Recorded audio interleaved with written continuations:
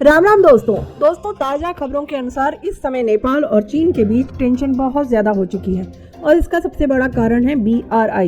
दरअसल दोनों देश बेल्ट एंड रोड इनिशिएटिव, जो चीन के राष्ट्रपति शी जिनपिंग का एक ड्रीम प्रोजेक्ट है, इसको लेकर यह दोनों देश अब आपस में भिड़ चुके हैं और इसका सेंटर पॉइंट है पोखरा एयरपोर्ट। इस एयरपोर्ट को लेकर भारत ने भी जून 2023 में बड़ा फैसला किया था। दोस्तों, आपकी जानकारी के लिए बता दूं कि पोखरा एयरपोर्ट जो है वह नेपाल के पोखरा में बना हुआ है और जनवरी 2023 में इसका निर्माण कंप्लीट हुआ और इसी साल जनवरी के महीने में ये ऑपरेशनल हो चुका है।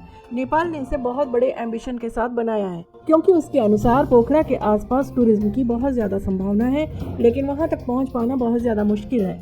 ऐसे में एयरपोर्ट बनाया तो उससे इंटरनेशनल ट्रैवलर्स यहाँ पर आएंगे तो टूरिज्म को बढ़ावा मिल सकेगा और नेपाल की इकोनॉमी को ग्रोथ मिल सकेगी। लेकिन हुआ इसका उल्टा, यह एयरपोर्ट बहुत बुरी तरह से फेल हो गया। हैरानी की बात यह है कि इस एयरपोर्ट पर पहला विमान नेपाल के प्रधानमंत्री प्रचंड का उतरा था और सिर्फ एक ही इंटरनेशनल फ्लाइट यहाँ पर लैंड हुई है। जी हाँ, जुलाई 2023 में चीन की फ्लाइट यहाँ उतरी थी। इससे आप समझ सकते हैं कि यह एयरपोर्ट नेपाल के लिए कितना बड़ा डिजास्टर साबित हुआ है। एयरपोर्ट को बनाने में नेपाल ने बहुत मोटी रकम खर्च की है और वह रकम चीन से लोन लेकर उसने खर्च की है। यह लोन बैड लोन है क्योंकि जो लोन की ब्याज दर है वह हद से ज्यादा ऊंची है, उनके टर्म और कंडीशन वह भी बहुत ज्यादा टफ है। चीन ने ऐसा जानबूझकर किया है, इसका कारण क्या है उसे हम आगे जानते हैं, लेकिन उससे पहले अगर आपने मेरे चैनल को सब्सक्राइब नहीं किया है तो सब्सक्राइब करें और बेल आइकन बटन भी दबा दें। तो दोस्तों, आगे बढ़ते हुए हम बात करते हैं चीन की चूना लगाने की नीति की, जिससे जानकर आप कहेंगे कि क्या नेपाल की सरकार अंधी थी जो जानबूझकर उस लोन में फंस गई जिसकी ब्याज दर बहुत ज्यादा ऊंची थी और जिसे चुकाना बहुत ज्यादा मुश्किल था। तो देखिए, उस वक्त नेपाल में सरकार थी KP ओला शर्मा की, जो चीन के प्यार में अंधे हो चुके थे क्योंकि उन्हें उस समय यह लग रहा था कि पोखरा में एयरपोर्ट बन गया तो पता नहीं कितने लाख टूरिस्ट नेपाल आएंगे और नेपाल की इकोनॉमिक ग्रोथ तेजी से बढ़ सकेगी। नेपाल की इतनी तगड़ी कमाई हो जाएगी कि नेपाल एयरपोर्ट की किस्तें एक साल में ही नेपाल चीन को वापस कर देगा। उसके बाद तो बल्ले ही बल्ले, केवल एयरपोर्ट से ही नहीं बल्कि इसके टूरिस्ट स्पॉट से भी रोजगार पैदा होगा और हमारी अरबों डॉलर कमाई हो जाएगी। लेकिन KP ओला शर्मा की यह सपने आज नेपाल के लिए बहुत बड़े भूत बन चुके हैं, जो इनके पीछे बुरी तरह पड़ चुके हैं। यहाँ पर आपका एक और सवाल होगा कि पोखरा का एयरपोर्ट फेल क्यों हो गया? जब इसे एक अच्छे टूरिस्ट स्पॉट के लिए बनाया गया था तो ऐसा होने के पीछे क्या कारण है? तो आपको बता दूं, इसके पीछे दो कारण है। पहला यह है कि पोखरा शहर में और इसके आसपास कोई खास टूरिस्ट इंफ्रास्ट्रक्चर है ही नहीं और इसलिए जो लोग नेपाल में टूरिज्म के लिए आते हैं वह मेनली काठमांडू जाते हैं या फिर माउंट एवरेस्ट की ओर जाते हैं। पोखरा में कम लोग रुकना पसंद करते हैं। नहीं तो पोखरा वैसे तो बहुत अच्छी जगह है, लेकिन जब इंफ्रास्ट्रक्चर ही खड़ा नहीं किया तो लोग आकर वहाँ करेंगे क्या?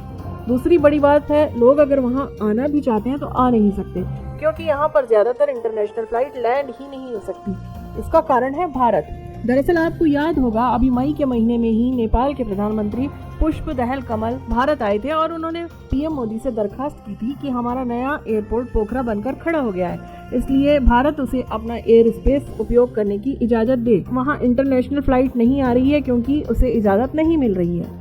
भारत ने उस समय यह कहा था कि पोखरा एयरपोर्ट बना है चीन की मदद से और इसमें लोन की किस्त ज्यादा मुश्किल है जिसे आप चुका नहीं पाओगे और उसमें शर्तें ऐसी लगी हुई हैं, अगर आपने लोन की किस्त नहीं चुकाई तो वह चीन का हो जाएगा।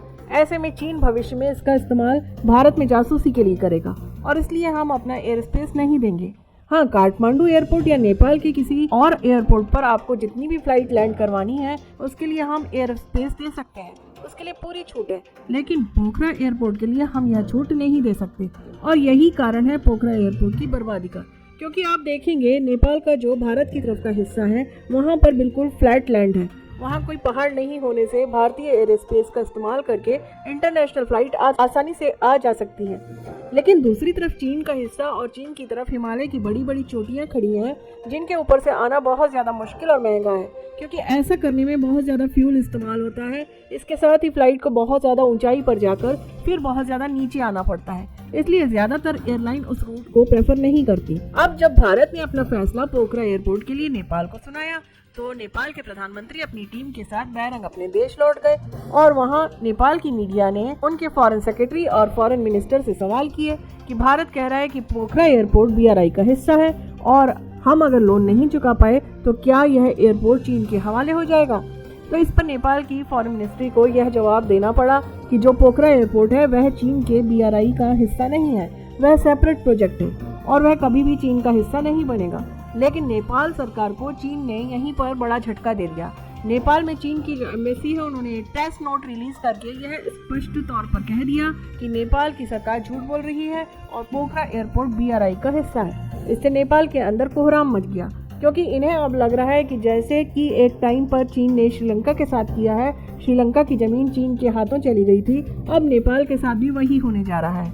इसलिए नेपाल की संसद में फिर से एक बार पूछा गया नेपाल की सरकार से कि क्या पोखरा एयरपोर्ट BRI का हिस्सा है, तो यहाँ पर नेपाल की सरकार ने फिर इस बात से मना किया और उधर चीनी सरकार बार बार कह रही है कि पोखरा एयरपोर्ट BRI का हिस्सा है और इसी को लेकर दोनों देशों में खूब भिड़ंत हो रही है। दोनों देश के डिप्लोमेट भिड़ रहे हैं और इस समय नेपाल और चीन के रिश्तों में जो टेंशन है वह लगातार बढ़ती जा रही है और इसलिए यह देखने वाली बात है कि दोनों में से कौन झुकेगा, क्योंकि चीन ने इस प्रोजेक्ट में कई $100 मिलियन झोंक दिए हैं। क्या वह अपने पैसे भूल जाएगा या फिर नेपाल झुकेगा और अपने पोखरा एयरपोर्ट और उसके आसपास की जमीन चीन को सौंप देगा। लेकिन चीन का झुकना इस समय बहुत मुश्किल लग रहा है, क्योंकि चीन ने आज तक जहां जहां अपने पैसे लगाए हैं वहां सूद समेत पैसे वसूल किए हैं, चाहे वह श्रीलंका हो, पाकिस्तान हो या कोई अफ्रीकी देश हो। क्योंकि चीनियों का एक पक्का उसूल है कि चमड़ी जाए पर दमड़ी न जाए। यह अपना मूल तो छोड़ो, अपना ब्याज भी नहीं छोड़ेंगे।